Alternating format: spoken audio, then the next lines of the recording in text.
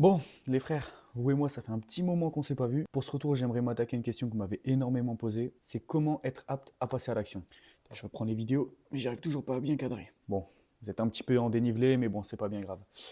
J'ai un petit peu changé de setup, donc vous me direz ce que vous en pensez dans les commentaires. Du coup, on va attaquer le vif du sujet. Le problème avec le passage à l'action, c'est qu'on sait que c'est pas qu'une question d'envie. Tout le monde sait qu'il doit passer à l'action. Si par exemple toi tu te prends un exemple, il y a combien de choses que tu aurais dû faire aujourd'hui que tu n'as pas fait? Rien que dans cette journée, hein. Donc rien qu'avec ce résultat, on sait que c'est pas qu'une question d'envie. Donc moi, j'ai une question pour toi. Si c'est pas qu'une question d'envie, qu'est-ce que ça pourrait être? Là, je suis sûr que je te fais beaucoup réfléchir. Dis-toi que ton inaction, ça peut être le résultat d'un trop-plein mental, d'une peur qui est déguisée, d'un objectif qui est un peu flou ou en tout cas mal placé, d'un manque d'énergie ou d'une identité qui te freine. Grosso modo, être quelqu'un qui s'auto-rabaisse continuellement. Ou pour finir, un environnement qui te tire vers le bas. On est d'accord pour en avoir plein d'autres, mais ces 6 points sont vraiment le cœur de ton problème. Parce qu'en soi, tu peux avoir 1000 techniques différentes, on s'en fout. Si tu as peur de l'échec, que ton objectif il est flou, tu sais pas vraiment où tu vas, alors tu t'es déjà loupé. Allez, à la limite, tu vas avoir une semaine de taf intensif, mais c'est tout. Après, tu vas cash lâcher. Putain, je donne des méthodes pour rester concentré. Je fais tout l'inverse. Parce que toi, tu vois pas depuis tout à l'heure, mais j'ai le match City-Liverpool. Et dès que je dis une phrase, je perds 2 minutes à regarder le match. Mais putain, quel match de dingue. Bon, reprenons. Pour régler 80% des problèmes que je t'ai énoncés tout à l'heure, tu dois faire une analyse personnelle de toi-même. Donc pose-toi devant une feuille et pose-toi différentes questions sur ta personne. Ça peut être sur ta situation actuelle, ton identité, ta satisfaction de vie, etc.